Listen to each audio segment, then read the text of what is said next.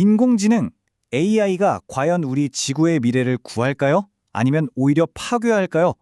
지금 이 순간에도 AI는 기후변화의 방향을 결정짓는 아주 거대한 갈림길을 만들고 있습니다.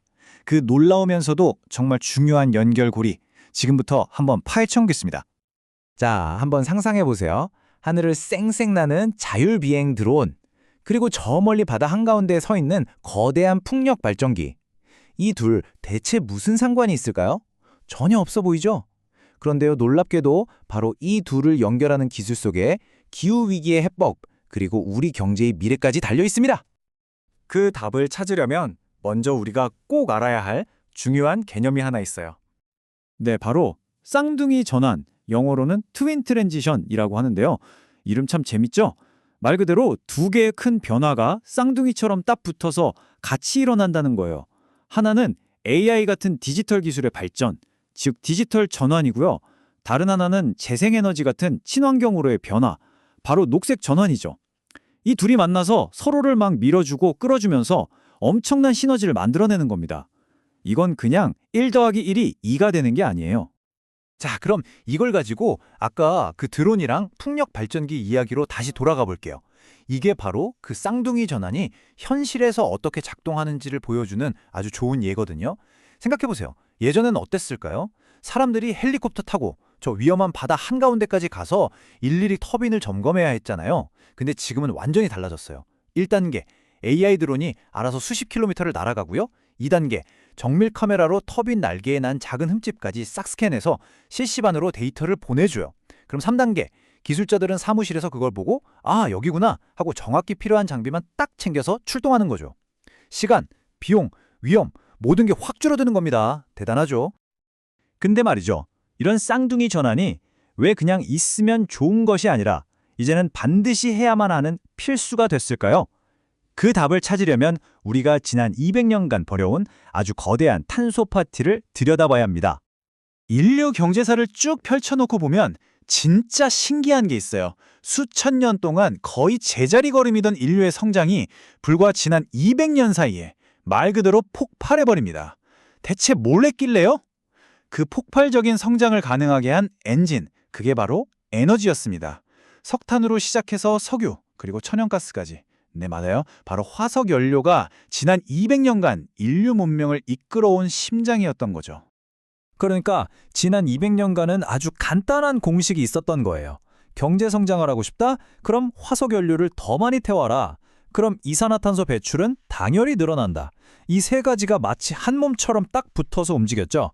이게 바로 인류의 성공 방정식이었어요. 하지만 이 성공에는 아주 비싼 청구서가 숨겨져 있었습니다. 그 청구서의 이름, 바로 지구온난화입니다. 그리고 우리는 마침내 그 선을 넘어버렸습니다. 1.5도. 과학자들이 수십 년 동안 제발 이것만은 넘지 말자고 그렇게 경고했던 바로 그 온도. 2023년 인류는 역사상 처음으로 이 임계점을 돌파했습니다. 바로 이렇게 모든 게 위태로운 순간, 인류 역사상 가장 강력하다고 할 수 있는 기술, 바로 AI가 무대 위로 등장합니다. 그런데 여기서 질문이 생기죠? 이 AI가 과연 우리의 구원자가 될까요? 아니면 이 재앙을 더 빨리 오게 만드는 촉매제가 될까요? AI는요, 우리의 기후 미래를 완전히 다른 두 갈래 길로 끌고 갈 수 있는 엄청난 힘을 가졌습니다.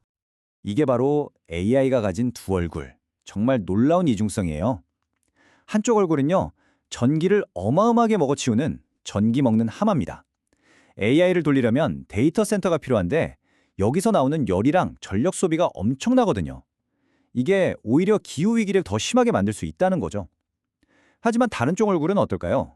이쪽은 전력망 전체를 최적화해서 낭비되는 에너지를 싹 없애고 효율을 극한까지 끌어올리는 천재 해결사의 모습입니다.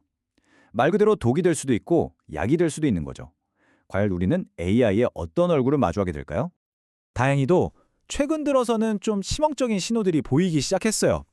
처음에는 AI 때문에 전력 대란 온다, 이런 공포가 컸는데 요즘은 조금씩 분위기가 바뀌고 있습니다.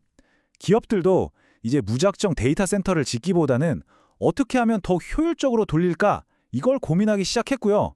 더 중요한 건 똑같은 성능을 내면서도 전기는 훨씬 덜 쓰는 그런 똑똑한 AI 모델들이 계속해서 나오고 있다는 겁니다. 물론 아직 갈 길이 멀지만 효율을 높이는 쪽으로 방향이 잡히고 있는 건 분명해 보여요. 자, 그럼 이 거대한 전 세계적인 에너지 전환의 흐름 속에서 우리 대한민국은 지금 어디쯤 와 있을까요? 안타깝게도 우리나라는 다른 나라들과는 좀 차원이 다른 아주 심각하고 구체적인 딜레마에 빠져 있습니다. 바로 이 숫자입니다. 200조 원. 이게 감이 잘 안 오시죠? 우리나라 대표 기업인 삼성전자의 1년 매출의 3분의 2에 달하는 어마어마한 돈이에요. 이 돈이 매년 우리나라 밖으로 그냥 빠져나가고 있습니다. 왜냐고요? 석유랑 천연가스를 사오느라고요.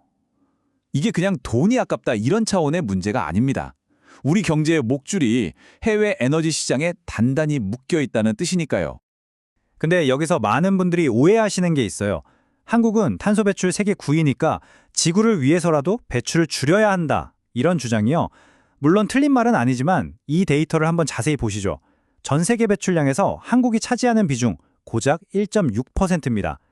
솔직히 말해서요. 내일 당장 우리나라가 탄소 배출을 제로로 만들어도 지구 전체로 보면 크게 달라지는 건 없어요.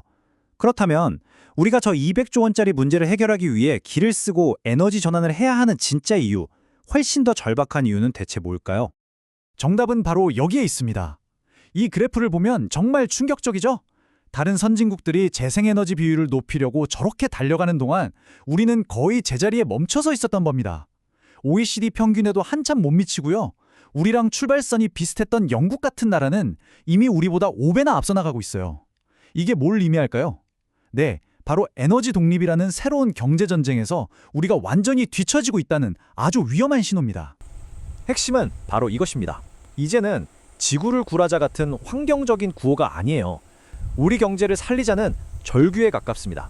왜냐하면 앞으로는 탄소 배출을 줄이지 못하는 나라에서 만든 물건은 다른 나라에서 사주질 않거든요.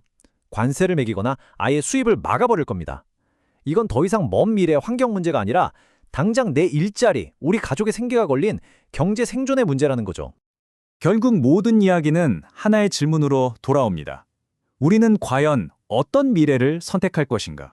지난 200년간 우리를 먹여 살렸던 그 성공 방정식은 이제 유효기간이 끝났습니다. 미래는 완전히 새로운 종류의 에너지를 쓰는 나라에게만 기회를 줄 겁니다. 과연 우리 대한민국은 이 거대한 전환의 물결에 올라타서 새로운 성장 엔진을 만들어낼 준비가 되어 있을까요? 그 답은 어쩌면 정부나 기업이 아니라 바로 이 질문을 듣고 있는 우리 모두의 선택에 달려 있을지도 모릅니다.